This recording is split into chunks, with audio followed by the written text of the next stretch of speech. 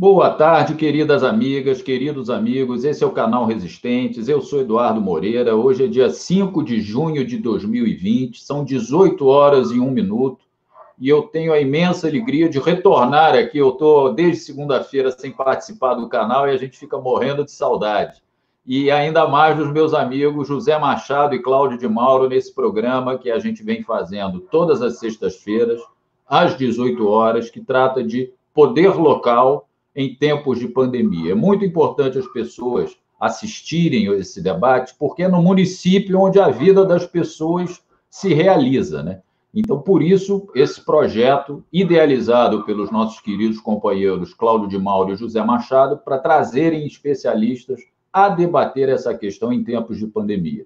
Hoje temos a alegria de contar com os companheiros José Luiz Riani Costa, que é médico com doutorado em saúde coletiva, especialista em políticas públicas e gestão governamental, docente aposentado da Unesp, atualmente docente do curso de medicina do Claretiano, Centro Universitário de Rio Claro, foi secretário municipal de saúde de Rio Claro, em São Paulo, e diretor do departamento no Ministério da Saúde.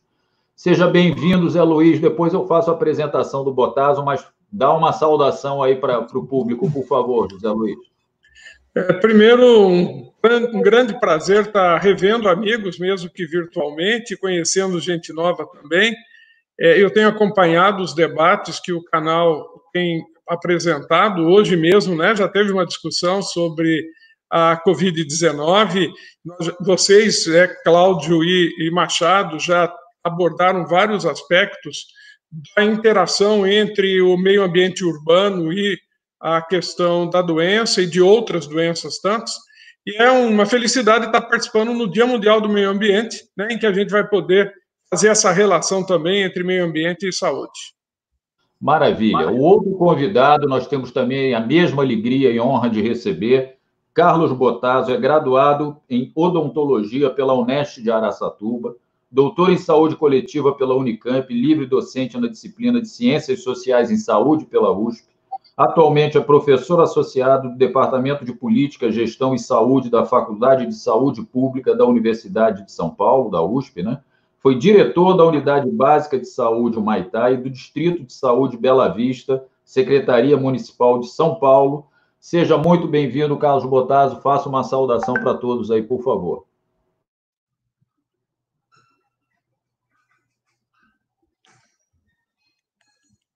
O som. Microfone, Carlos Botazo.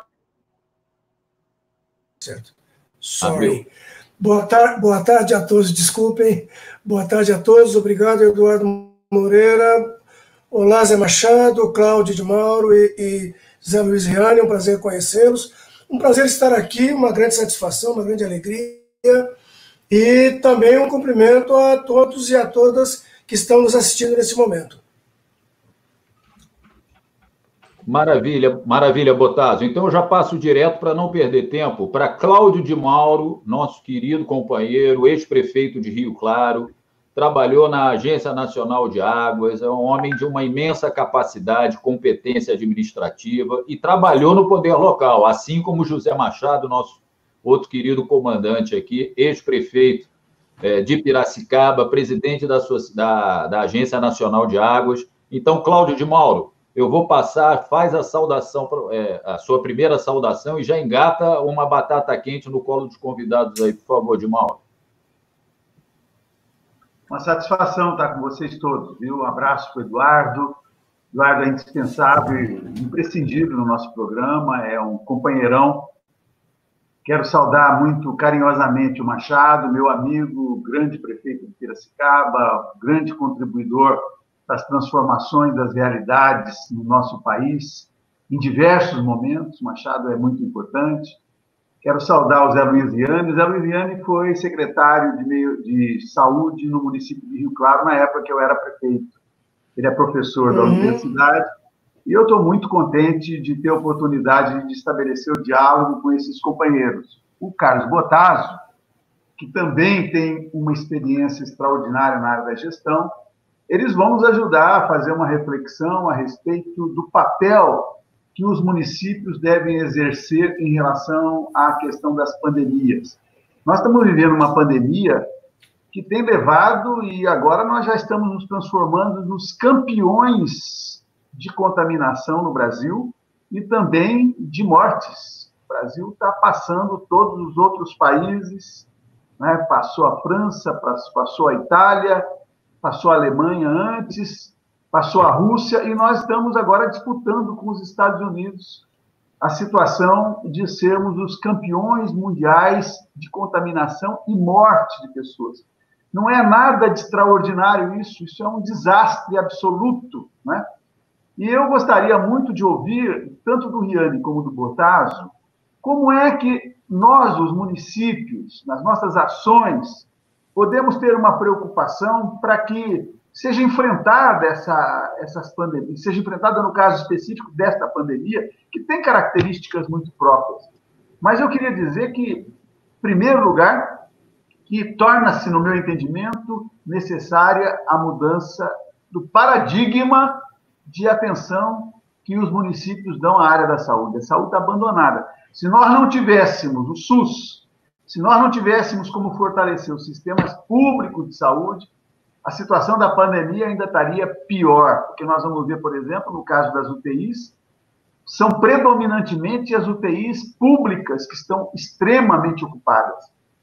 Então, eu queria ouvir do Riani e queria ouvir do Bottaso também como é que eles veem o papel que os municípios poderiam ou deveriam exercer em relação a essa pandemia do Covid.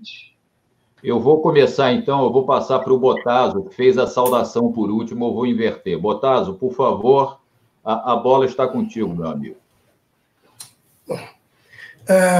Como o Cláudio colocou, nós estamos vivendo uma situação extremamente complicada no Brasil nesse momento, né? Nós estamos no caminho de nos tornar, né, o epicentro mundial da pandemia.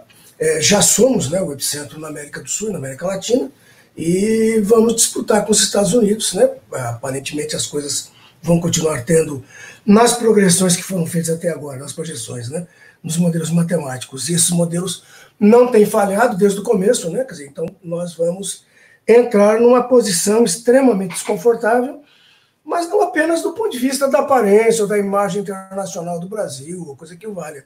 Nós vamos, na verdade, ter um grande desgaste e um grande compromisso, né, um grande comprometimento interno, né, com a nossa população, pelo número de pessoas adoecidas e pelo número de pessoas mortas, né, uma grande perda, as grandes perdas que nós estamos tendo nesse momento, né, em termos dessa experiência que, como o Cláudio colocou, ela está sobrecarregando, quer dizer, um sistema público de saúde, né, que já vinha sendo bastante combalido, ele vinha sofrendo de um problema, já tem um problema crônico de desfinanciamento, né, e ele aumenta o seu estado de ataque, né, sobretudo de 5 anos para cá, de 2015 para cá, né, ele começa a ter um enfraquecimento bastante grande, e programas que foram programas altamente exitosos, né, como o de agentes comunitários de saúde, né, e do programa médico de família, né, de saúde da família. Desculpe, não médico de família, a estratégia de saúde da família.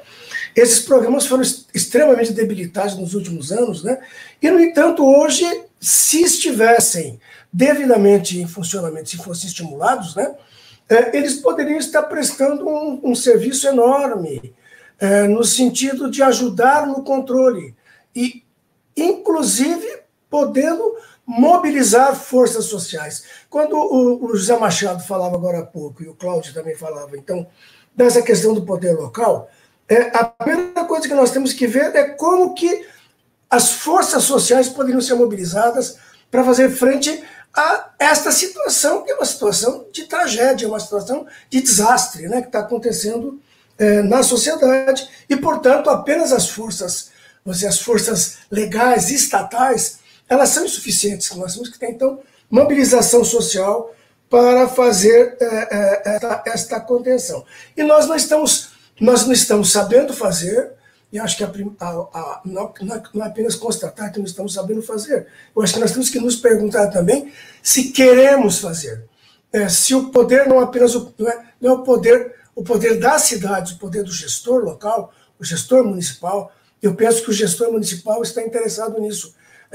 Até diria que hoje o gestor estadual está mobilizando isso. A gente viu um esforço no Nordeste, sobretudo no Maranhão, mas também em Pernambuco, na Bahia, e há um esforço em São Paulo também, quer dizer, apesar de o estrago feito com o sistema público de saúde em São Paulo, ele ter sido grave, ele ter sido profundo, há uma capacidade de mobilização. Mas eu quero apontar dois aspectos aí, e aí eu passo a palavra para o Riane. A primeira coisa é a questão das UTIs que o Cláudio mencionou. Outros países, e falo dos países do bloco ocidental, falo de Itália, falo de Espanha, mesmo no Reino Unido, não tiveram dúvida em colocar os leitos hospitalares sob gestão pública. A Espanha fez isso, a Itália fez isso, a Alemanha fez isso, a França, né? Portugal já tinha isso colocado, a própria França e a Alemanha também. E há especialistas que vêm recomendando que o Brasil deveria ter a gestão pública dos leitos hospitalares. Você tem uma situação que é uma situação eticamente questionável, eticamente condenável, que é o fato de pessoas estarem padecendo em macas, em ambientes inóspitos e precários, aguardando um leito, quando ao lado tem um leito ocioso. Então, quando, por exemplo, mesmo colegas da Faculdade de Saúde Pública recentemente publicaram essa questão da gestão pública, né, da fila única para leitos, né, houve, estamos no Brasil, não nos esqueçamos disso, houve uma grande reclamação do setor privado, né, nós não vamos ceder leitos, não é assim que isso funciona, temos que discutir tal. O fato é que, para isso, hoje, tanto a Prefeitura quanto o Estado em São Paulo estão contratando leitos privados, né? Então, havia uma ociosidade dos leitos privados de UTI que hoje passam, então, a estar sendo contratados, quando, na verdade, o requerido em termos de calamidade pública teria sido exatamente o contrário, né? E, em termos do sistema público, naquilo que é a rede básica do SUS, por exemplo, agentes comunitários de saúde, hoje eles conhecem no território, eles conhecem profundamente todos os moradores. Eles sabem em cada casa quem está ali, quem é a pessoa que mora ali, quem é a família que mora ali, quem é o idoso, quem é a idosa, quem é o jovem, quem é naquela casa, quem é o trabalhador, quem é a trabalhadora que estaria naquela casa, naquela rua, naquela determinada localidade. Então, desde que Saúde da Família e que o programa de agentes comunitários foi instituído no Brasil, isso faz um monte de tempo já, temos aí mais de 20 anos, e um programa que acumulou êxitos incríveis, êxitos inexcedíveis. Este seria um enorme capital, que poderia ter sido acionado exatamente para fazer o rastreio, para estar nas casas, porque o agente comunitário estava nas casas. Então, saber na casa, medir temperatura, né? Saber das condições, ter um sistema de rastreio, uma capilaridade descomunal, e essa capilaridade que já estava instalada, essa capacidade instalada, ela foi perdida porque simplesmente ela não vem sendo acionada, e ao contrário, ela foi atacada nos últimos anos, ela foi desfinanciada, ela quase que encontrou um meio de ter sido desautorizada a continuar atuando nas localidades, nas cidades grandes, pequenas, nos bairros, nas pequenas regiões centrais, nos lugares mais ou menos habitados, inclusive nos grotões do Brasil, na profundidade desse Brasil, o agente comunitário ele poderia ter tido um papel excepcional nessa pandemia. Então, eu paro aqui para situar esses dois aspectos, tanto em nível da rede especializada com as UTIs, que deveria estar havendo fila única, gestão pública do leito hospitalar, e essa enorme capilaridade da atenção primária, né, e da rede básica do serviço de saúde que existia em todo o Brasil. Maravilha, Bottaso. Eu, antes de passar para o Riane, Claro que a gente quer ouvir a opinião dele sobre a questão colocada pelo Di Mauro. Eu vou passar rapidamente para o Machado, para ele entrar na roda, senão ele vai ficar muito tempo sem a gente ouvir os brilhantes comentários do meu amigo Machado. Machado, tenta complementar alguma coisa para pegar o Riani aí pelo contrapé, Machado, por favor.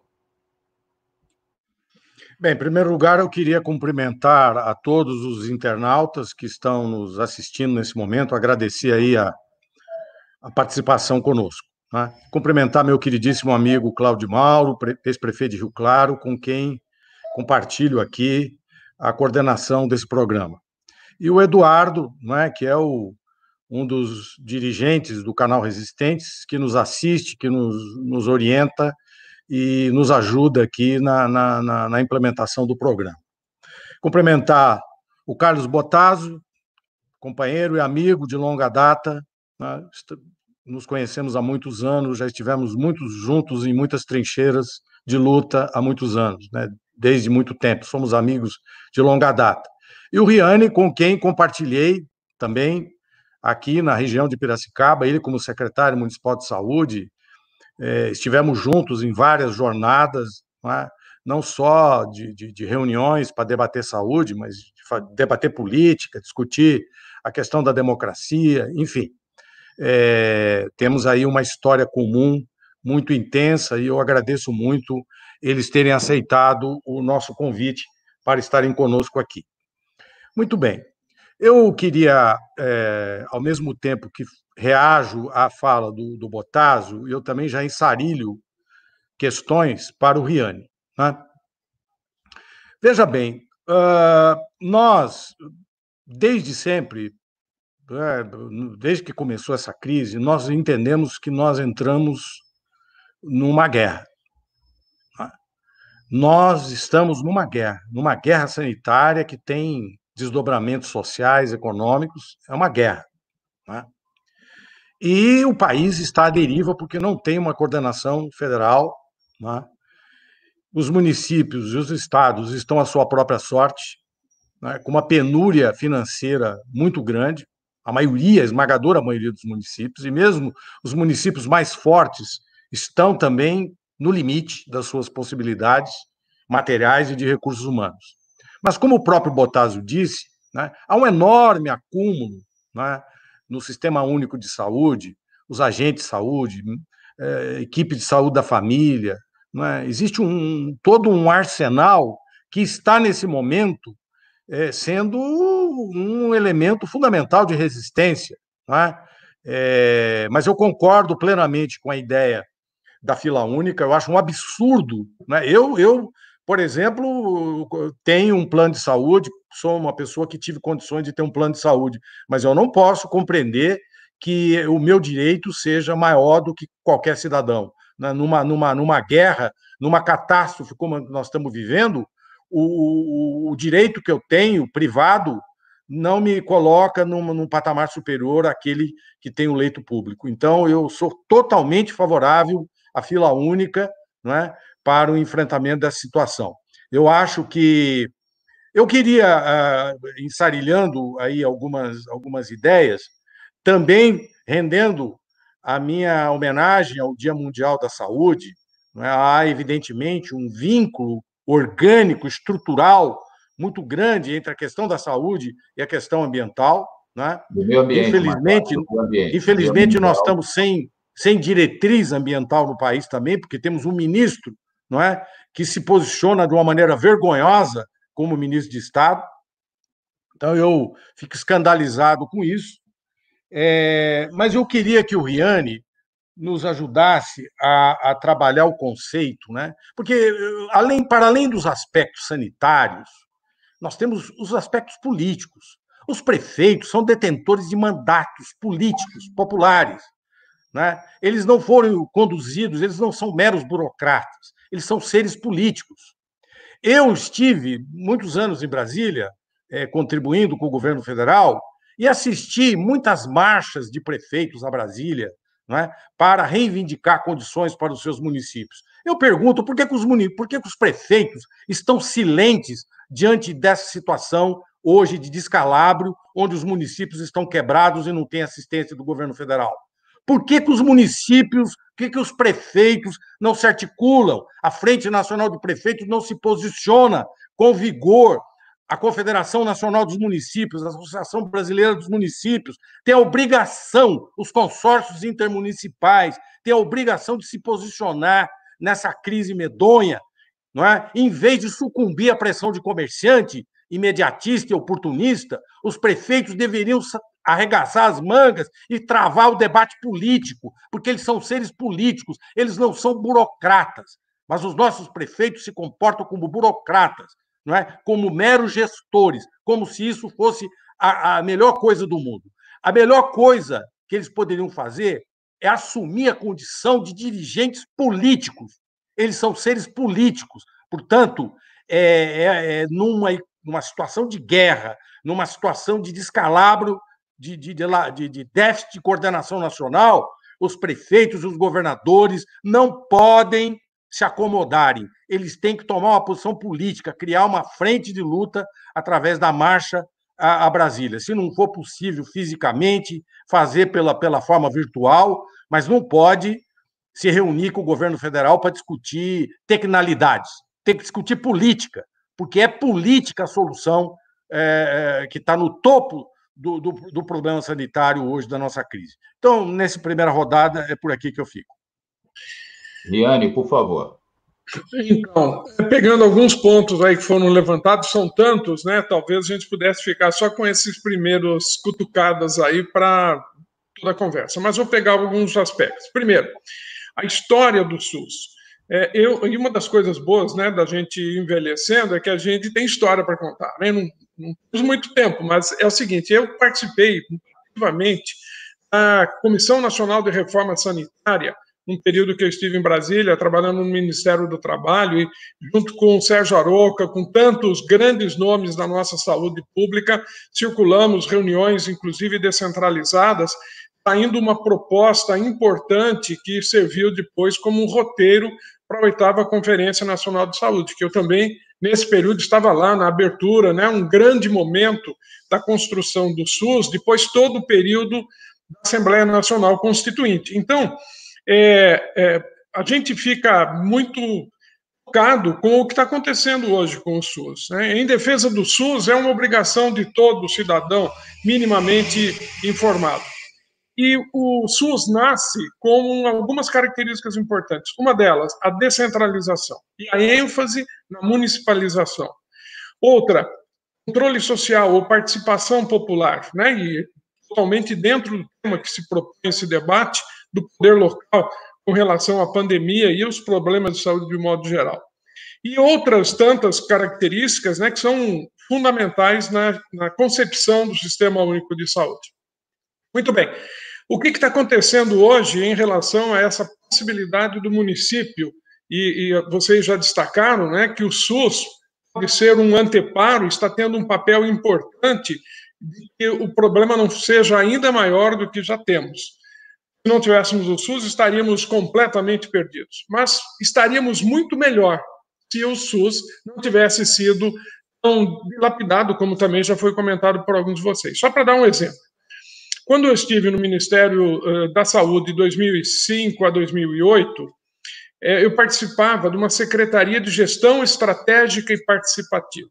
Ali tinha o setor de monitoramento e avaliação da gestão do SUS no Brasil todo, o Departamento Nacional de Ouvidoria do SUS, do Departamento Nacional de Auditoria do SUS, e tinha um departamento de apoio à gestão participativa. Tinha uma interlocução muito grande com o Conselho Nacional de Saúde e com os conselhos e outras formas de representação da sociedade no Brasil todo. Muito bem. A atenção primária à saúde vinha sendo sempre, digamos assim, reivindicando um espaço maior na estrutura organizacional do Ministério da Saúde. E aí o atual governo federal criou a Secretaria de Atenção Primária à Saúde. Foi festejada por muita gente, mas eu fiquei muito decepcionado. Por quê? Ao mesmo tempo em que criou a secretaria, extinguiu, desmanchou, utilizou os cargos da Secretaria de Gestão Estratégica e Participativa. Se nós estamos falando em poder local, o governo federal deu um claro sinal com essa mudança. Não é para ter poder local participando das políticas públicas, né? Ele desmontou a Secretaria de Gestão Estratégica e Participativa para montar a Secretaria de Atenção Primária à Saúde. Outro engano foi acreditar que, ao criar a Secretaria de Atenção Primária à Saúde, esta vertente, né, esse grande componente do sistema de saúde, seria fortemente empoderado. Também não aconteceu isso, porque, como já foi citado, houve um desfinanciamento nesse processo. Teve a emenda constitucional, a morte, né, o teto, a EC 95, e houve uma luta, e o Conselho Nacional de Saúde hoje tem como uma das principais bandeiras derrubar esse limite do teto para poder ter financiamento do SUS. Alguém queria falar? Não? Então, houve uma contradição entre... Não, desculpe, eu estava concordando com você e aí apareceu no ar. Não problema. Não, tá bem. Então, uma grande contradição. Cria uma Secretaria de Atenção Primária à Saúde, tem um desfinanciamento, criou um incentivo para as equipes de atenção básica, menor do que da Estratégia de Saúde da Família, mas muitos municípios falaram, opa, peraí, agora tem dinheiro federal também para ajudar a implantar equipes que não têm um agente comunitário de saúde. Já foi destacado nas falas anteriores o papel revolucionário que é a presença dos agentes comunitários de saúde na estrutura de saúde do Brasil. E, com isso, nós temos muitos municípios que estão migrando da Estratégia de Saúde da Família para a atenção básica tradicional, deixando de ter essa cobertura, essa interface, essa capilaridade, como disse o Botasio, em todos os lugares, conhecendo a realidade, ajudando, inclusive, a sociedade a se organizar. Os conselhos gestores de unidade constituem o primeiro espaço de participação do poder local, lá na unidade de saúde. Depois, o Conselho Municipal de Saúde, que estão silentes também diante do que está acontecendo. Então, nós temos, e aí o Conselho Nacional está brigando, está lutando para fazer a sua voz prevalecer, mas a questão do controle local lá na ponta, no município, infelizmente teve um retrocesso que vocês já destacaram.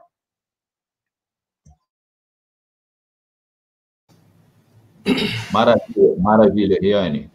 Machado, você quer fazer algum comentário? Que eu já vou passar para o Di Mauro para fazer outra provocação, e aí o Di Mauro escolhe o Riane ou o Botasio. Machado, por favor. Olha, eu estou gostando muito eu acho que nós temos aqui um conjunto de ideias muito interessantes, né, aflorando aqui na nossa conversa. Eu acho isso muito importante. Né? Eu destaquei na minha intervenção anterior a questão do papel político do prefeito, né, o prefeito. E eu vejo que os prefeitos, de um modo geral, né, pelo menos em algumas situações que eu conheço melhor, estão se recusando a fazer o chamamento à sociedade. Nós poderíamos ter nos municípios hoje comitês de crise, não é? Com ampla participação social, a sociedade civil organizada, não é? Para criar um ambiente de cumplicidade nessa guerra, onde é uma guerra de todos, não é uma guerra só das instituições do governo ou do Estado. Não é? Essa é uma guerra que tem que envolver a sociedade, tem que haver uma convocatória. Os prefeitos têm que ter a capacidade de convocar a sociedade para ações de solidariedade, mas, ao mesmo tempo, para debater de uma forma mais apropriada a questão do isolamento, a questão econômica e assim por diante. Não se criando essa mesa de conversa, não se criando esse debate, né, no meio da sociedade, o que está acontecendo é isso. Teve uma prefeitura em Minas Gerais que os comerciantes invadiram a prefeitura e quiseram agredir o prefeito, né, porque o prefeito estava se negando a promover a abertura do comércio. Né? Então, isso me parece uma coisa completamente esdrúxula, inapropriada, né, para um momento que exige, né, uma grande unidade, né, das forças, chamadas forças vivas da sociedade, em torno de um objetivo comum, que é defender a vida. Né, que é defender a vida. A vida está acima dos interesses econômicos, não é a economia que governa a vida. É a defesa da vida que governa a economia. Eu queria colocar aqui uma questão de... Hoje, o Maiorovic, de manhã, ele esteve aqui pela manhã, e ele colocou também um outro aspecto, né, de que muitas vezes os municípios estão fragilizados. Desculpe perguntar, qual dos Maiorovic? Tem o Cláudio e o juiz. É o Cláudio Maiorovic. Cláudio Maiorovic Okay, esteve aqui, né? E ele fez... ele fez muitas colocações interessantes sobre essa história da economia de guerra, né? Porque é incrível que o governo não teve a capacidade de converter parte da indústria nacional para produzir EPIs, por exemplo, para produzir respiradores, para produzir os instrumentos de testagem, né? Os objetos para executar testagem, o que nos coloca numa dependência brutal, né? E isso está trazendo um prejuízo monumental nessa guerra, né? Mas, enfim, eu acho que essa questão do poder local, essa questão da participação social nesse processo, é uma lacuna gravíssima que está acontecendo nas nossas comunidades. Então, eu queria fazer esse comentário, passar a bola para o Cláudio aí e depois para o Bottaso. Não, maravilha. Antes do Cláudio, deixa eu só passar pelo nosso chat aqui, pessoal. O pessoal que está assistindo, agradecer muito a todas e a todos. A Sumaia está por aqui. Sônia Mourão, dando boa noite. Cibele Maria Leal Passos está sempre conosco. Boa noite, companheiros do Poder Local. Adelina Oliveira, dando boa noite, dizendo: é fundamental compreender os limites e também as potencialidades do poder local. Debater esse tema configura-se como caminho para o fortalecimento da cidadania política. Ângela Sadoc, nossa querida colaboradora aqui do Rio de Janeiro, dando boa noite. Samuel Jorge Moisés está dizendo: esse é o ponto. Depois de mais de 4 meses de pandemia, no geral, sociedade civil, aparelho estatal, exceto o governo federal, equipes de saúde, de vigilância em saúde, etc., sabemos fazer. Mas queremos ou podemos fazer, dada a ação de atrito deliberado do governo federal, junto com a enorme iniquidade em nossa sociedade? Ele deixa essa pergunta. Renato Travasso está dando boa noite. Thaís Passos, dando boa noite aos amigos. Alexandre Lambert Soares, boa noite. A diferença entre competência e vontade política versus psicopatia e má gestão pública.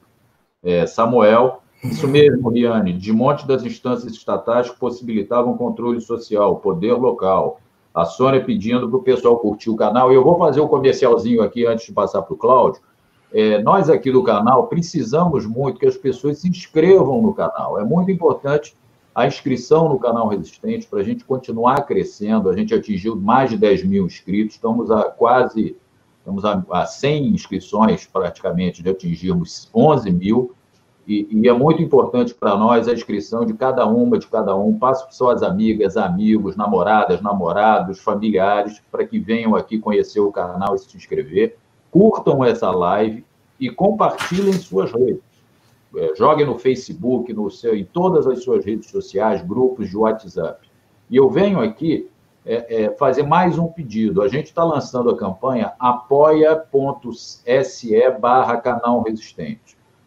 Fazer essas transmissões, nós somos profissionais liberais aqui do canal, fazemos isso nos momentos vagos da nossa vida, entre trabalho, família, e a transmissão tem um custo, equipamento, etc. Então, a gente está pedindo encarecidamente, para o valor que puder, dar um apoio ao canal, para ele continuar produzindo esse tipo de conteúdo que a gente crê que é muito importante para ser compartilhado, para levar a informação aonde não se tem. Esse tipo de informação como de hoje, a conversa já iniciada pelo Riane, pelo Bottaso, você não assiste isso na Globo nem na Record. Então, eu peço a colaboração de quem puder, apoia.se/canal Resistente, está no link aqui embaixo. E, por favor, se inscrevam, não paga nada, é só clicar no link, inscrever-se. A gente constatou, para concluir da minha parte do comercial, Cláudio, a gente constatou que 45% das pessoas que visualizam nossos vídeos ainda não estão inscritos no canal. Então, é muito importante que você que já nos assiste se inscreva. Cláudio de Mauro, complementa alguma coisa aí do Machado? e eu vou te pedir, se você puder, para escolher o Bottas ou o Riane para você dirigir seu torpedo, seu próximo torpedo. Por favor, Cláudio. Olha, eu me sinto contemplado nas falas dos nossos queridos companheiros, mas eu queria chamar a atenção para alguns pontos que, no meu entendimento, são centrais nesse debate. Em primeiro lugar, é importante saber que os municípios, eles não são submissos ao Estado e à União. Eles são uma unidade da federação, que tem poder. Os prefeitos têm poder de tomar decisões. Por exemplo, essa questão dos leitos privados, dos hospitais privados, serem colocados à disposição do serviço público e entrar na lista, pode perfeitamente acontecer a partir da ação do próprio prefeito. O prefeito pode tomar essa iniciativa. Mas os prefeitos, de maneira geral, se acovardam, não tomam as atitudes que eles têm capacidade de tomar. Os programas de saúde da família, como muito bem tanto o Riane quanto o Botazo se referiram, é um programa da maior capilaridade. Tem os agentes comunitários que vão aos bairros, conhecem todas as pessoas por aqueles bairros que são, neste momento, os bairros das populações mais empobrecidas são os bairros que estão sendo mais afetados pelos óbitos, pela contaminação das pessoas, pelos óbitos. Então, tem aí a possibilidade de usar UTIs de hospitais privados, incorporar o sistema de saúde. De fato, houve um desmonte do poder público nas nossas cidades e no nosso país. E nós temos que recuperar isso. Isso é um papel de nós, da sociedade civil brasileira, dos movimentos populares, nós assumirmos esse papel, efetivamente, de recuperar, fazer uma pressão junto aos prefeitos municipais para recuperar o serviço público. O serviço público não é apenas o da saúde, mas também o do saneamento básico, tá certo? O da educação, do transporte. Quer dizer, os municípios precisam, de fato, cumprir seus papéis, suas missões. E uma das formas é fortalecer seus conselhos. Infelizmente, boa parte dos nossos municípios tem conselhos que servem apenas para ratificar aquilo que é decisão já tomada pelo Executivo. Se negam a estabelecer um debate franco a respeito dos problemas que são propostos e apontar caminhos para a solução desses problemas. É um outro componente importante, ou seja, o fortalecimento dos conselhos. O Machado chama atenção, com muita propriedade, sobre a necessidade de que, numa situação como essa de pandemia, os prefeitos tenham coragem de chamar os setores da sociedade civil, os setores do movimento popular, porque esse pessoal tem condições de articular procedimentos, ações, para encaminhar soluções pensadas coletivamente. Essas pessoas estão nos bairros de periferia, essas pessoas têm condições de atuar nesses lugares. Então, a criação de núcleos para poder administrar e entender tudo o que está acontecendo dentro do município, isso é fundamental. Então, tem o papel técnico a ser cumprido pelo pessoal da área da saúde, mas tem o papel político a ser cumprido pelo prefeito e tem o papel social e político a ser cumprido pela sociedade. Então, não há como pensar numa administração pública sem pensar justamente na sociedade participando da tomada de decisões. Eu me lembro que quando eu saí da Prefeitura de Rio Claro, e nós tínhamos os conselhos todos funcionando, quem me sucedeu veio logo dizendo, não, eu não quero isso aí, não. Eu é que sei o que tem que fazer. Os vereadores foram eleitos para isso. Ora, os vereadores foram eleitos e podem perfeitamente coordenar atividades em conjunto com os setores sociais, com os setores populares. Com isso, eles vão ganhar prestígio, não vão perder poder.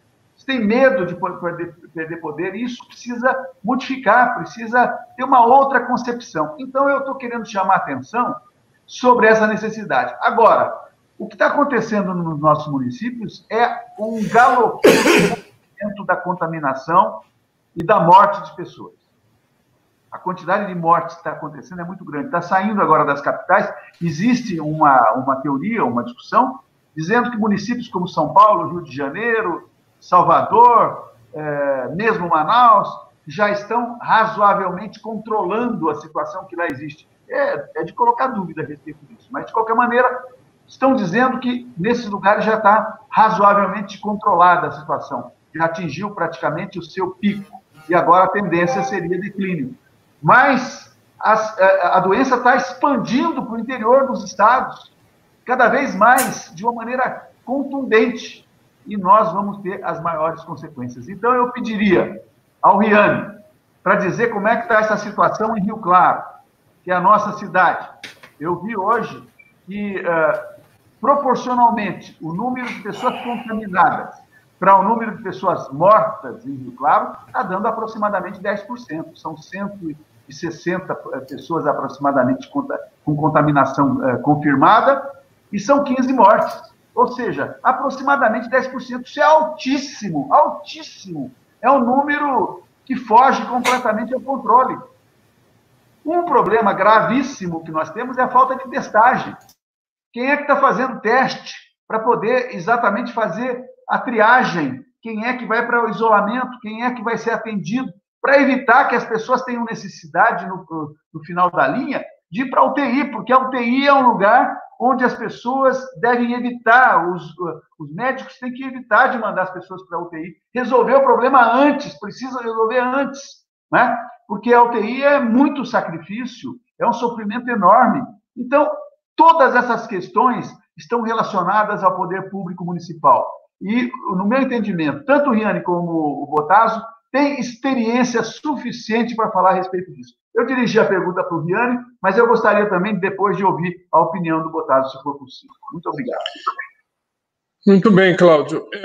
Então, primeiro, essa questão da saúde determinada pelas condições de vida e de trabalho das pessoas está colocada em todos os livros, mas está também na Constituição, tem na Lei Orgânica da Saúde, a lei que organiza o Sistema Único de Saúde, e a intersetorialidade é flagrante. Então, não depende... Esses dias eu tenho feito uns vídeos de 1 minuto divulgado aí no YouTube, em que eu falei isso. O problema não é só o vírus, né? Além do vírus e do ser humano que está sendo infectado, as condições de trabalho e as condições de vida em que essas pessoas estão. As condições de muitas moradias aí não permite. Primeiro que, pegando nas grandes capitais aí, você tem população que não tem nem acesso à água, né? Corrente, de qualidade, como são as habitações, muitas vezes precárias, que não permitem o isolamento se tiver um caso suspeito entre os membros da família, como é que são as condições de transporte das pessoas. Então, esse problema todo de todos esses setores. E o Cláudio, quando prefeito aqui em Rio Claro, e eu, como secretário de saúde, depois mesmo acompanhando como cidadão, tinha as conferências da cidade, que era um espaço de discussão do conjunto das políticas públicas. Então, tinha conselho e conferência de saúde, da assistência social, do esporte e lazer e assim por diante, cada setor. Mas tinha o conselho da cidade, a conferência da cidade, que tentava fazer essa discussão intersetorial. Então, esse ponto é pacífico e o poder local não se restringe a essas formas clássicas que são os conselhos e conferências, mas também em momentos de crise, como o Machado falou, a grande possibilidade de fazer. Logo que eu comecei a participar de alguns grupos aqui em Rio Claro, junto à Unesp, como ex-professor lá e agora como professor na medicina no Claretiano, participando do grupo, a gente sugeriu isso, que a prefeitura, além do comitê de crise formal, né, centralizado com seus secretários e alguns assessores, mas também tivesse um poder, a existência de espaços para o poder local participar e tomar essas decisões, né? E com todas as informações possíveis, porque senão pode ser também manipulado. Inclusive porque nós temos exemplos desastrosos de comportamento do próprio presidente da República, de algumas figuras da área econômica e da área artística, que fazem com que o discurso dos técnicos fique sendo chacota. Então, nós estamos baseados em fundamentos da Organização Mundial de Saúde, de muitas pesquisas que estão sendo feitas, e precisa rapidamente recuperar isso.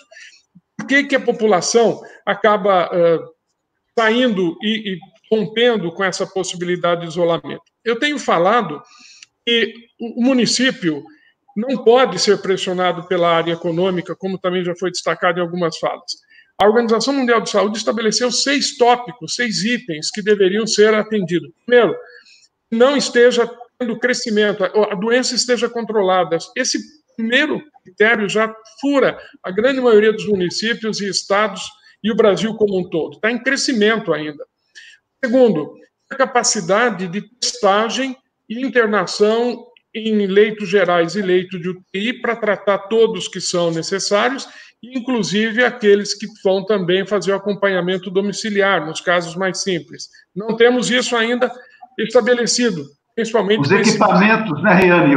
Os EPIs para as pessoas da saúde que estão abandonadas em boa parte dos lugares. Hoje em dia está sendo discutida a Covid-19 como doença profissional ou doença do trabalho, porque além dos profissionais de saúde, e muitos, nós estamos sendo, já que falaram aí dos recordes, né? O Brasil também tem tido recorde de doença e morte em profissionais de saúde, da enfermagem, médicos, pessoal da limpeza dos hospitais e outros setores da assistência social, da segurança pública, da coleta de lixo, tem várias categorias profissionais, dos entregadores de produtos nas casas, tem uma grande categoria das domésticas, né, os diaristas. Então, é uma doença que muitas vezes está ligada à exposição à atividade ocupacional. Então, isso é outra vertente importante e precisa de equipamento de proteção individual. Eu também acompanho outros municípios aqui da região, como supervisor do programa Mais Médicos, e tenho visto, em alguns municípios, teve um certo momento que faltou equipamento de proteção individual. Hoje eu tenho acompanhado, parece que a solução está mais ou menos equilibrada. Mas em alguns municípios da região norte e nordeste, nas periferias das grandes cidades, houve um desmonte também do programa Mais Médicos. Todos acompanharam o que aconteceu no final do governo passado para início desse governo, em que um acordo que existia entre Brasil, Organização Americana de Saúde e Cuba, tirou, né, de circulação um grande número de médicos extremamente dedicados que estavam fazendo um excelente trabalho e que isso fez falta agora, quando a gente teve isso alastrando nessas populações mais vulneráveis. Então, são muitos aspectos colocados aqui. E na questão do poder local, só mais uma coisa, nesse momento de crise, não é só a área técnica que tem que ser ouvida, as universidades precisam também, mas os trabalhadores, os sindicatos, associações de moradores, as organizações não governamentais, representação de idosos, de mulheres, de etnia, né, de igualdade racial, e todas as formas de organização da sociedade deveriam estar participando com todas as informações disponíveis e ajudando a tomar a decisão. Porque se nós tivermos essa flexibilização, eu falei só do primeiro critério, mas cada um deles é mais assustador do que o outro. Então, se houver interesse e possibilidade, eu volto a falar deles. Maravilha, Riane. Eu vou passar para o José Machado. A gente já avançou no último quarto. Não, tem que passar para o Botazo. Me desculpe, eu quero fazer uma parte. O Botazo, não eu já falei. Não, eu vou passar, calma. A gente só dizer que a gente está avançando já no último quarto do programa. Eu queria passar para o Machado se você quisesse fazer algum encaminhamento para o Botazo, mas você já abriu mão, então, Botazo, por favor.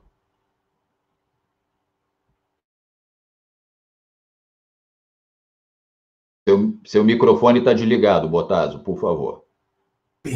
Pronto. Olha, foram tantas questões levantadas, tantos problemas aqui, a minha folha de papel já está cheia de apontamentos e a minha cabeça está assim, fervilhando, mas vamos lá. Eu acho que é assim, eu queria retomar inicialmente essa questão do poder local, né? Eu acho que temos o tema hoje, a questão do poder local e pandemia, né? O Covid. E eu estava revisitando agora à tarde, um texto do Dalbor, do Ladislas Dalbor. O Dalbor tem sido sempre uma fonte de inspiração ultimamente para alguma dessas questões mais críticas que nós pensamos, né? E o Dalbor, num texto muito curto, que é sobre o poder local mesmo, é assim que chama, é um texto muito curto, tem 27 páginas, uma pequena publicação dele, ele vai nos dando uma espécie de venha comigo, né? um vademecum, né? Venha comigo para discutir essa questão. Né? Então, já falamos um pouco aqui do que poderia ser esse poder local, e nós temos, na pandemia, nós temos tido algumas experiências locais exitosas. Eu queria então começar com isso, essa ideia de pensar o poder local, para que serve o poder local nas cidades, como é que eu posso envolver setores sociais, né? Desde para trabalhar um condomínio, um prédio, né? Rever uma política pública, uma política habitacional, uma política de transporte, enfim, trabalhar numa unidade escolar, numa unidade de saúde, enfim, quer dizer, são várias, uma praça, um centro cultural comunitário, são várias as possibilidades, né, que ficam apontadas para nós, né, com relação a esta ideia do poder local. Pensar, por exemplo, nas pequenas cidades europeias e mesmo americanas, na América do Norte, nos Estados Unidos, no Canadá, aqui a experiência latino-americana, na Argentina, no Uruguai, no Chile, na Bolívia, enfim, quer dizer, há um conjunto expressivo, né, de intervenções nas comunas, né, nesta questão do poder comunal, né, algo que em muitos momentos nós aqui já no Brasil, o pensamento social, o pensamento político brasileiro já discutiu essas questões e tal. E nós, agora na pandemia, nós tivemos algumas experiências exitosíssimas, né, de organização local, aqui na cidade de São Paulo, comunidades tipo, por exemplo, Paraisópolis, né? Paraisópolis se organizou, eles tinham uma organização maravilhosa, não esperaram a prefeitura, não esperaram o Estado, não esperaram nada, a associação de moradores, né, ela se mobiliza, ela mobiliza, já tem uma organização social forte, né, lá em Paraisópolis e em tantas outras comunidades da periferia de São Paulo. Eles se mobilizaram de modo magnífico, né, criando inclusive a figura de um presidente de rua. Né, então, o bairro foi completamente esquadrinhado, digamos assim, a partir da intervenção local, da Associação dos Moradores, e não foi a única experiência, né? Heliópolis também, tantas outras comunidades de São Paulo se organizaram, e pasmem, o problema dessas comunidades passou a ser exatamente o Estado. O Estado sempre é um problema nessas comunidades. O Estado comparece com a sua feição, a sua carantonha armada, né? É o lugar dos grandes morticínios de São Paulo, né? Um dado até interessante para pensarmos, né, que a criminalidade desaba na pandemia, mas aumentou a letalidade da polícia. Então, Paraisópolis organizada, ela vai ter que enfrentar, inclusive, o assassinato colocado ali. Né? Cidades no Paraná que se organizaram, né? Nós temos um exemplo de Araponga, né, no Paraná, que vem sendo difundido. Tal. As cidades do litoral norte de São Paulo que se organizaram, montaram barreiras. Eu falava agora à tarde com uma colega de Ilhabela, do Serviço Público de Saúde lá, ela me contava como é que a prefeitura se organizou, mas como é que a cidade também se organizou para controlar o fluxo de pessoas. Quer dizer, enfim, há um conjunto de experiências nesse momento que nós não estamos vendo, e elas não têm visibilidade, elas não estão sendo relatadas, né? Não há nenhuma narrativa em torno dessa experiência, até porque o esforço tem sido o contrário. Né? O esforço tem sido o contrário. Né? O Samuel, meu querido amigo Samuel Moisés, quando ele fala agora não podemos, não queremos, né? Esses dois verbos, o poder e o querer, né? São verbos dotados de grande capacidade, de grande potência libidinal, né? Ter poder para, né? E desejar, né? Essas são questões importantes, mas eu penso que aí não é uma questão apenas libidinal, de se sentir empoderado, de ser desejante, né? Porque acho que nós temos, antes de mais nada, esse o ponto central que eu queria colocar agora nesta finalização, que é para pensarmos o modo como somos, o modo como a sociedade brasileira se forma, a nossa formação histórica, a nossa formação social, a nossa plataforma produtiva, né? Como é que nós fomos montados como sociedade extrativista, né? Como que o pensamento colonial ele está colocado aí, o nosso modo de produção é um modo extrativista, né?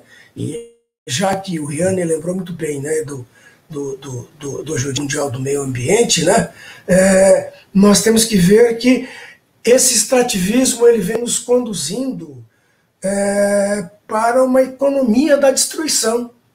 É uma economia da morte. Aqui nas franjas do capitalismo mundial, aqui neste lado onde somos produtores de commodities, né, e parece que nesta altura o que vem como destruição que sejamos colocados neste lugar, né, histórico na divisão internacional do trabalho como produtores de commodities, né? Então, este modo extrativista, né? O Zé Machado falou inicialmente da questão do consórcio de água, né? Quer dizer, há algo mais terrível no Brasil do que o desprezo pela questão da água, né? Como os nossos rios são contaminados, assoreados, o que fazemos com isso, né? A terra. Hoje havia uma discussão em torno da criação de gado, de atividade pecuária em áreas da Mata Atlântica. Então, esta ideia extrativista, essa destruição que está colocada. Samuel Moisés publicou esses dias um artigo sobre isso, maravilhoso. Tive o prazer de ler ontem, discutindo exatamente esse lado da destruição, né? Então, esta questão colonial em que estamos, o nosso pensamento colonial, o nosso pensamento é colonizado, né? Nós estamos pensando Estado o tempo todo, é natural que o Machado, o Cláudio pensem nisso, o próprio Riane pense nisso, como gestor e tal. Eu, num certo sentido, sempre me senti muito mal dentro das estruturas estatais, até por conta de uma certa sedução que eu acabo tendo por um pensamento anti-hegemônico, mas acho que é importante vermos, né, que nós temos a nossa dificuldade em pensar a mobilização social, em pensar outras formas de comunicação, em pensar com uma outra ótica, um outro modo de ler isso, né? Essa dificuldade ela não é por uma deficiência moral nossa, é porque nós temos internalizados então as categorias da colônia, né? E numa plataforma produtiva como é esta brasileira, né, com este gap tão enorme como nós temos entre as faixas de mais alta renda, né, a elite bem estruturada, né, este número pequeno, este número quase que contável, né, identificável, né, de famílias que são as detentoras da renda, as detentoras do poder, né,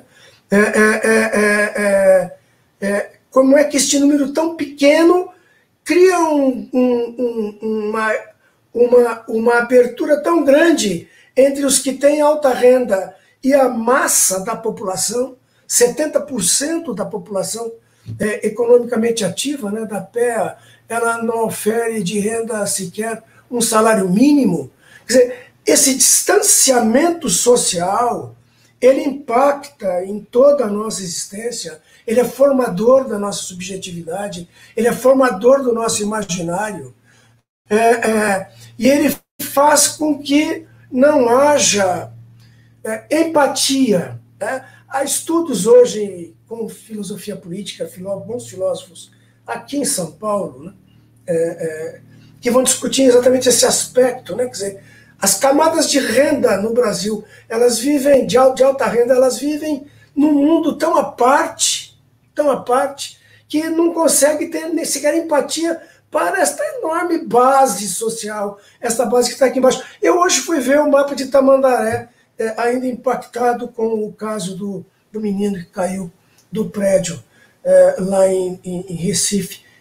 2 dias atrás, então eu fui ver lá Tamandaré, né? Fui ver Tamandaré, uma cidade pequena, minúscula,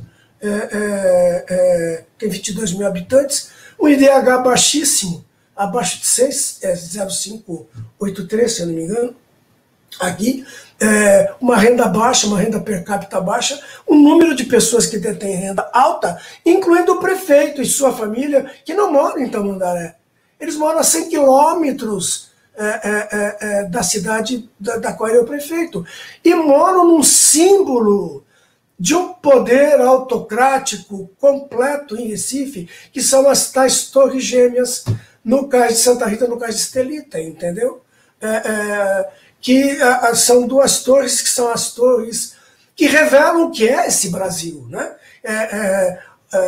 Um empreendimento imobiliário de alto luxo, 2 torres enormes com mais de 30 andares, que simplesmente elas contaminam por completo, elas destroem o meio ambiente, elas causam impacto tremendo, uma pressão no lençol freático, uma pressão sobre consumo de água e sobre dejeto, já que estamos falando aqui também em meio ambiente, mas ali é o lugar onde as torres, né, revelam o que é a elite dominante no Brasil, né? Quer dizer, então, a nossa dificuldade em imaginar como é que a primeira-dama pode se sentar com a sua empregada doméstica, com a sua mucama. Nós ainda temos mucamas.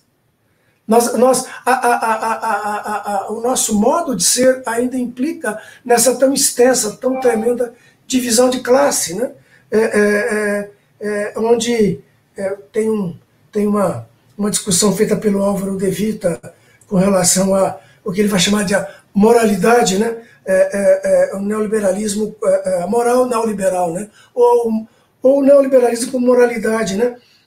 E há um momento em que ele levanta autores que defendem que bens materiais, ou seja, capital financeiro, a conta bancária, o bem, a propriedade que a pessoa tem, bens materiais devem ser entendidos como constituintes da pessoa humana. Então, quando se fala em liberdade e se fala em democracia, em participação, essas pessoas estão pensando que a conta bancária não pode ser acessada, tanto quanto o leito privado não pode ser acessado. Essa é uma raiz do pensamento político neoliberal, e cai como uma luva para uma sociedade como a sociedade colonial brasileira, né?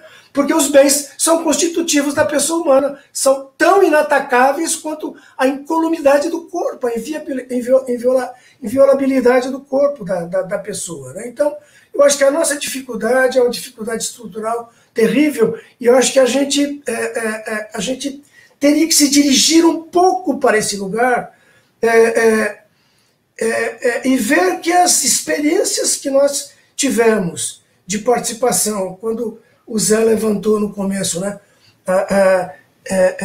Algumas dessas experiências, em 2 ocasiões pelo menos, mais do que 2, mas em 2 pelo menos, diretamente coordenando equipes de trabalho, ou no Distrito de Saúde Bela Vista, na saudosa gestão da Luísa Lundina, ou depois num projeto onde tivemos uma relação de mais de 2 anos com 15 cidades da região oeste, né, de São Paulo, da região metropolitana.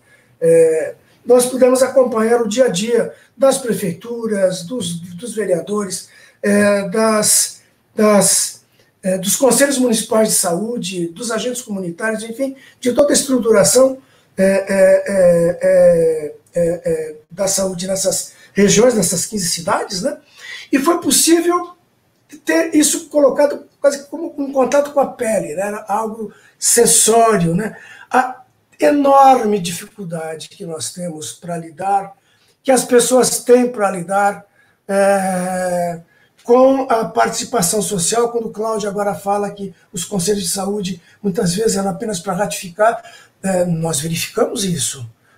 Os membros da equipe cansaram de verificar esse tipo de coisa, e, no entanto, foi possível organizar coisas. Mas, assim, a dificuldade em trabalhar com isso é por conta da nossa formação, da nossa estrutura de classes. Ela é pesada, ela está aí, ela é presente, ela está aqui no nosso cotidiano, entendeu?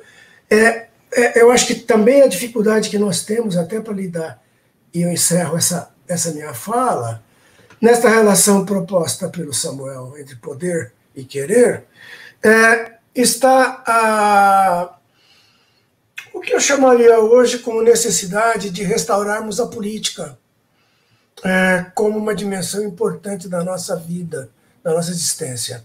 A política no cotidiano, a política na dimensão existencial do termo. Nós teríamos que repolitizar a nossa existência, e acho que até em termos linguísticos, nós teríamos que pensar a pandemia a partir da política, portanto, de relações afetivas, relações emocionais, relações de subjetividade, e eliminar a língua da guerra. Eliminar a ideia de campanha, a ideia de ataque, a ideia de guerra. Eu gostaria de ver como é que nós poderíamos, ao estabelecer uma outra linguagem, como é que nós poderíamos, então, substituir a linguagem castrense, a linguagem militar, a linguagem da luta no território, por um outro código civilizacional que, colocando a política e, portanto, colocando os afetos, né, colocando a subjetividade, colocando os sentimentos, né, como é que nós poderíamos, então, encontrar outras narrativas para pensarmos a própria pandemia nesse momento. Bom, maravilha, Bottaso. Já temos mais de 1 hora de live. Infelizmente, a gente vai ter que encerrar esse maravilhoso bate-papo. Quantas informações relevantes, quanto aprendizado eu pessoalmente tive. Então, eu vou agradecendo, como sempre, passar para o Cláudio de Mauro e para o José Machado fazerem seus últimos comentários e saudações finais para os convidados e para o público. Cláudio, por favor, de Mauro. Bom, bem rapidamente, eu gostaria de ouvir mais o Machado agora, porque ele falou pouco hoje. Eu gosto de ouvir o Machado falar. E eu queria agradecer muito ao Riane, ao Bottaso, essa reflexão que o Bottaso fez agora no final, sobre a questão teórico-metodológica, né? A compreensão do capitalismo e a questão da luta de classes. Bottaso, isso é muito importante. Se nós não tivermos essa compreensão das nossas ações, os prefeitos precisam entender disso, os vereadores têm que entender disso, e nós temos que desenvolver cidadania, parar com essa história de querer formar consumidores. A maneira, o modelo como as coisas estão sendo tratadas, é por isso que no primeiro momento eu falei na quebra de paradigma. Nós temos que construir um outro paradigma em relação ao poder local. O poder local tem que ter papel de defender o interesse das populações, tem que ter esse papel, ao invés de ficar pautando para a construção de grandes obras, porque, de maneira geral, é isso, os prefeitos querem ser eleitos, construir grandes obras para deixar seus nomes marcados, mas o que a gente tem que fazer é trabalhar para que a população seja atendida nas suas necessidades fundamentais, precisa ter trabalho, precisa ter saúde, precisa ter acesso à educação, precisa ter acesso ao serviço público. Essas são questões fundamentais, né, para poder permitir com que a população tenha uma vida muito melhor. Nós precisamos ajudar e trabalhar para que a população viva bem. Esse é o papel que cabe àqueles que têm responsabilidade de poder local. Então, eu quero agradecer muito ao Bottaso, gostei muito de ouvir suas reflexões, quero agradecer ao Riane, que é uma pessoa, além de reflexão qualificada que ele tem a ação prática também que teve durante todo o período em que nós atuamos na Prefeitura de Rio Claro juntos. Foi um grande braço direito e esquerdo, viu? Eu prefiro que ele seja braço da esquerda, né, na luta pela construção de um modelo diferente. Quero abraçar o Eduardo e deixar efetivo abraço ao meu amigo José Machado. Lembrando, mais uma vez, que hoje é o Dia Mundial do Meio Ambiente e que a água, a questão a mudança da forma de trabalhar as questões de organização da cidade tem que passar obrigatoriamente pela compreensão de que o planeta Terra é a nossa casa. Ele tem que ser respeitado, ele tem que ser estimulado a criar todas as condições que são necessárias para a vida ter qualidade. E o planeta é muito generoso. Ele tem nos atendido sempre, mas ele está demonstrando agora cada vez mais, e a pandemia é uma forma dele demonstrar que nós estamos vivendo momentos muito trágicos e que precisamos redirecionar as nossas vidas. Um abraço para todos os nossos ouvintes, para todos os nossos internautas que estão participando conosco, por aqueles que colocaram aí as suas observações, para a Edna, para a Lídia, enfim, para todos os amigos presentes, para o Adelino, que estejam bem. Um abraço. Maravilha. Eu posso falar um minutinho? Não, eu já vou passar para você, Reni. Claro, você e o Bottaso vão ter a oportunidade de falar também, claro. É só passar aqui, ó, o Fábio Mélega está mandando um abraço para o Carlos Bottaso. Ele deixou registrado aqui, viu, Bottaso? A Edna Fancicani perguntando se vai ficar à disposição essa live no canal. Vai sim, ô Edna. É só você procurar lá na biblioteca, nos últimos vídeos. Vai estar à disposição do público para assistir, compartilhar, dar likes, que é a curtida, né? E se inscrever no canal, evidentemente. A Lídia Maria Riane Costa, parabéns, excelente compartilhando, eu agradeço muito. E tem duas questões aqui que eu passei, porque vem com o nome de resistente, que é o Cláudio Passos do próprio canal, eu acabo achando que fui eu que escrevi, e não dou a atenção merecida. E é só um registro aqui, do Cláudio Passos. O Miguel Nicoleles deu uma entrevista hoje para o UOL e deixou claro, sem uma coordenação central do governo federal, o vírus irá ocupar todo o território nacional de uma forma trágica. E tem um outro último comentário aqui, que eu não sei se foi do Cláudio, mas é do canal, alguém do canal, deve ter sido do Cláudio. O novo paradigma é a construção do socialismo democrático brasileiro. O capital está com as vísceras abertas. Então, estou de pleno acordo, viu? Tá bom. Zé Machado, por favor, suas considerações finais e últimos comentários, por favor, Machado. Bem, eu acho assim, eu acho que nós estamos enfiados numa imensa crise civilizacional. O planeta Terra está em xeque, né, por conta do clima, da crise do clima. Nós estamos vivendo um momento de emergência climática. Esse é um debate fundamental quando a gente celebra o Dia do Meio Ambiente, é pensar no nosso país qual é o programa, qual é a proposta para que o Brasil se adeque, não é, a esse desafio planetário que nós, no campo democrático popular, sobretudo o PT, no seu programa de governo em 2018, apresentou o conceito de transição ecológica. Nós precisamos construir um processo de descarbonização do nosso sistema produtivo. Tá? Nós precisamos de energia limpa, nós estamos precisando de uma ecoagricultura, nós estamos precisando de cidades resilientes, saudáveis. Tá? E isso exige uma nova postura da humanidade e, no caso brasileiro, que tinha tudo e tem tudo para ser uma potência ambiental, infelizmente está nas mãos de predadores. Nós estamos nas mãos de predadores. O ministro do Meio Ambiente é um predador, não é? É um facínora, eu diria, porque as suas posições diante da questão ambiental são algo inominável, não é? O Carlos fez aqui observações voltadas a um pensamento sobre os desafios para a esquerda, não é? A gente pensar uma nova abordagem, como que nós vamos vencer essa crise medonha, né, do capitalismo, não é? E isso passa por uma profunda reformulação de muitos paradigmas. Nós precisamos rever os nossos paradigmas e reinventar muita coisa no nosso terreno, no nosso campo.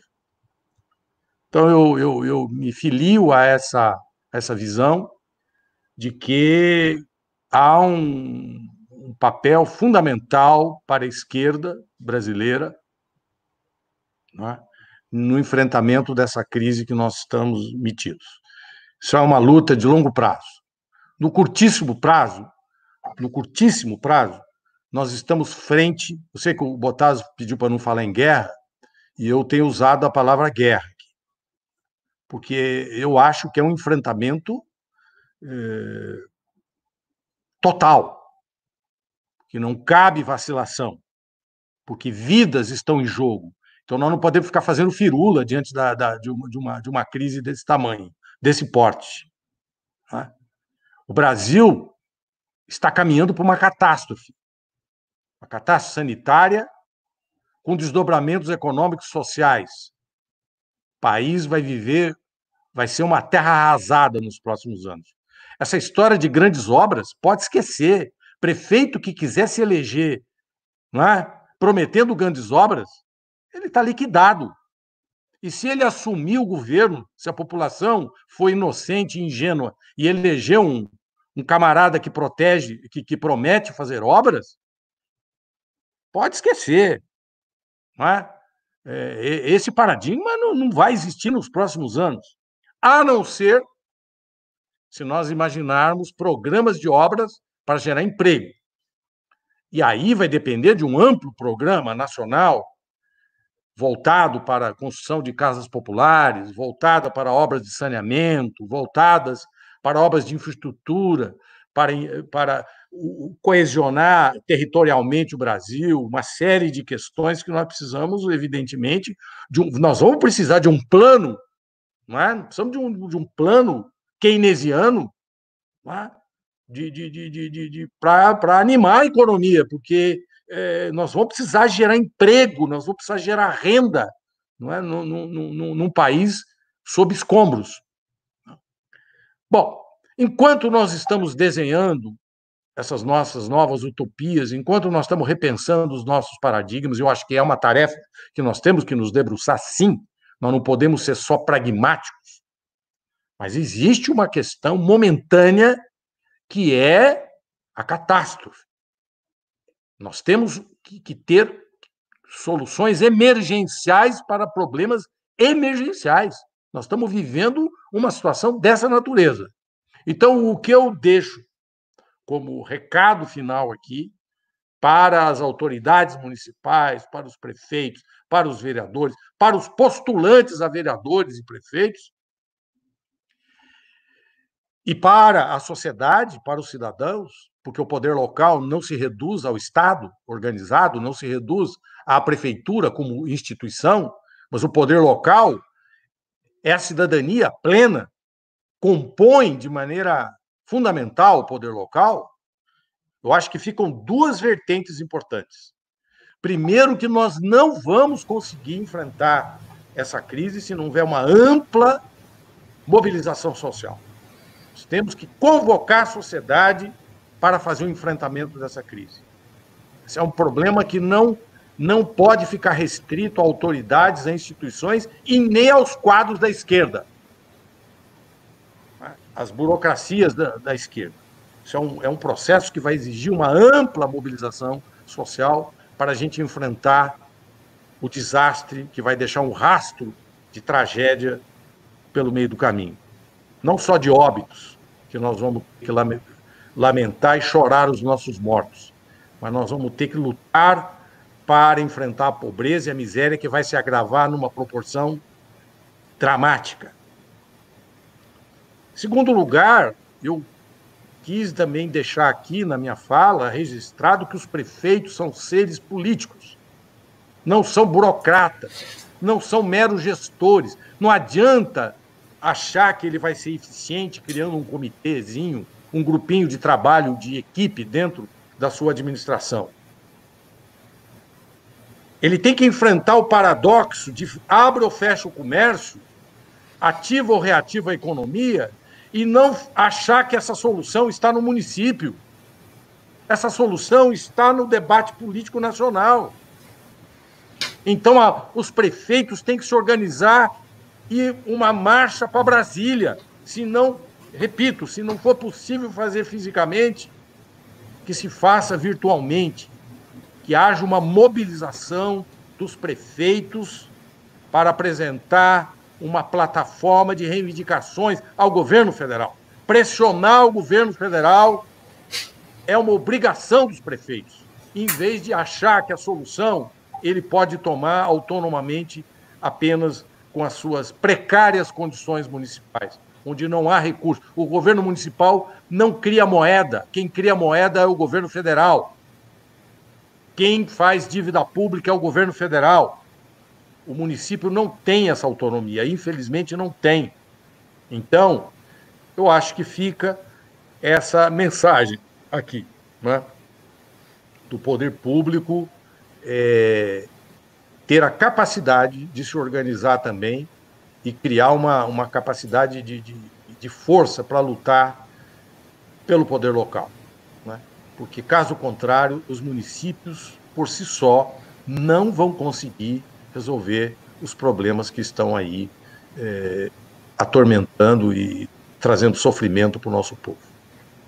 Quero agradecer a participação dos companheiros aqui, Carlos Bottazzi, José Luiz Riani, agradecer mais uma vez a parceria com meu querido amigo e companheiro Cláudio Mauro e ao Eduardo, que sempre está aqui nos ajudando na organização do programa. Forte abraço aos internautas que participaram e eu me despeço aqui, agradecendo e até a próxima sexta-feira. Maravilha, Machado. Muito obrigado mais uma vez por estar na tua presença na final da tarde, início da noite de sexta-feira, assim como o Cláudio Mauro.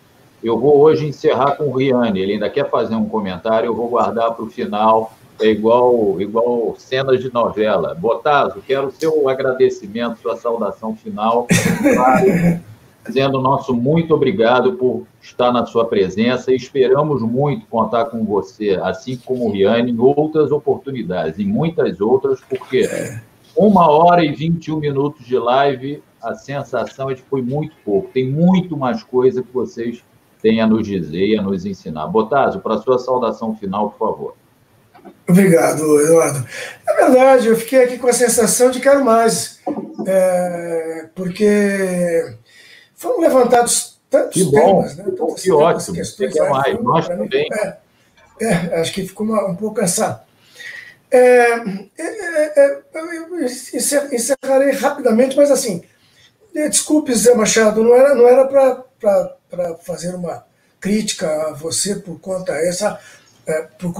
de uma linguagem de guerra, entendeu? Essa tem sido uma constante, a saúde pública vive, mesmo a saúde coletiva tem essa questão posta, né? Eu estava revendo essa semana uns vídeos sobre as intervenções do Oswaldo Cruz, enfim, quer dizer, o saneamento do Rio de Janeiro, a questão da peste bubônica, da febre amarela, da varíola, enfim, né?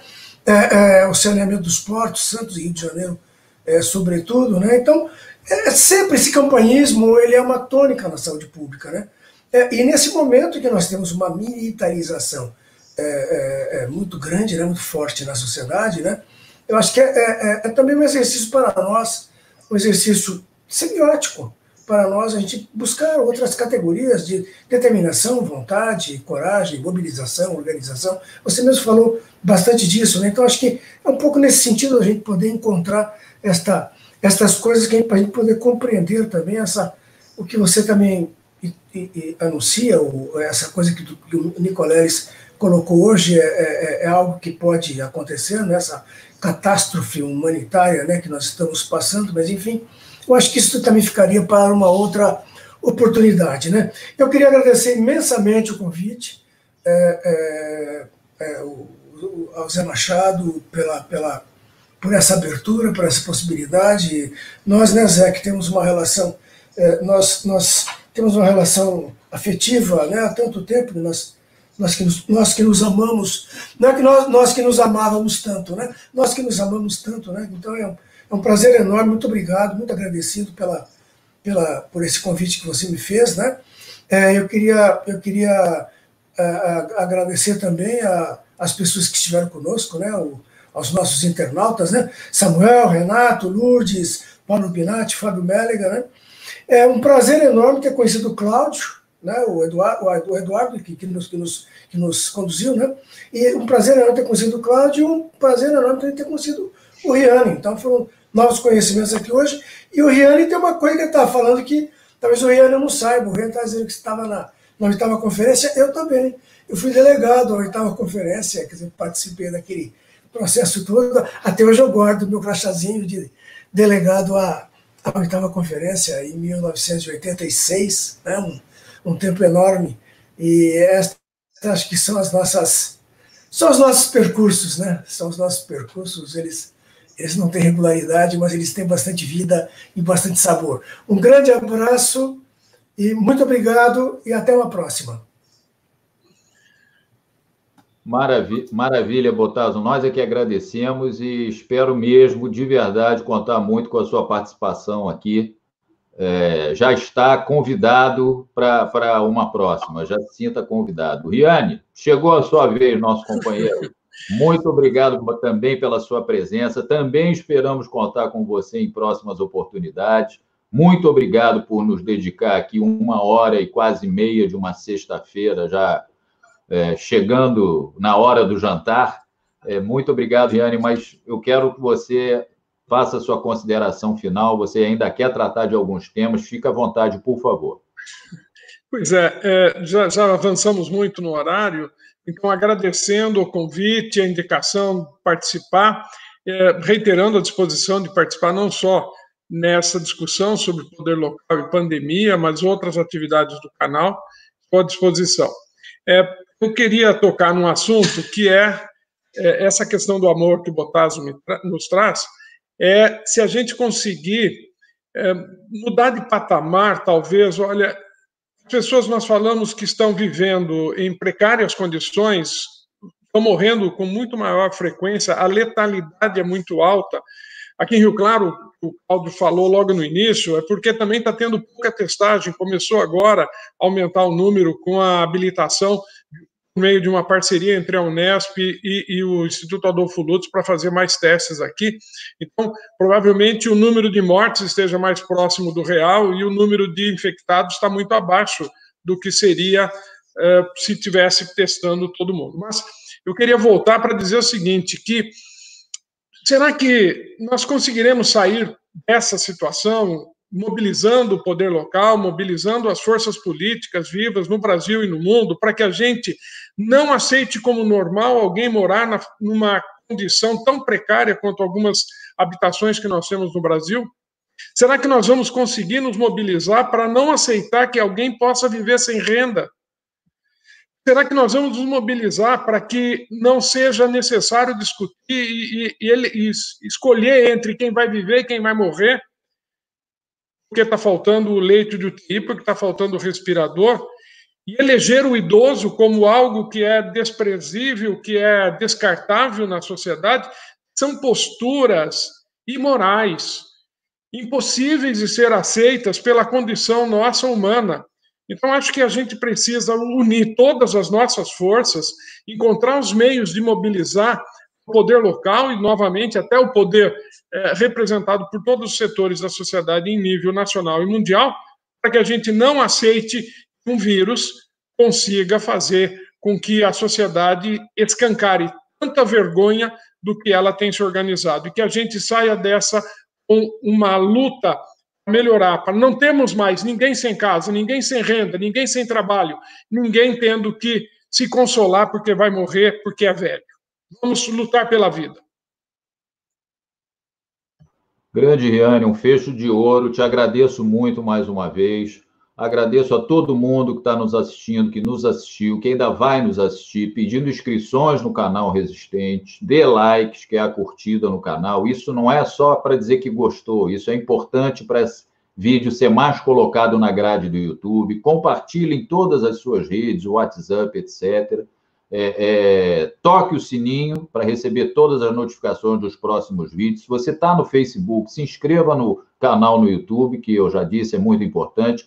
E um salve, boa noite ao querido Riane Bosato Machado de Mauro. Muito obrigado pela presença de todos vocês. E sexta-feira que vem temos mais poder local em tempos de pandemia, pessoal. Muito obrigado, um bom final de semana. E amanhã, não se esqueçam, no canal Resistente, às 11 horas da manhã, revista semanal, onde a gente perpassa os destaques da semana.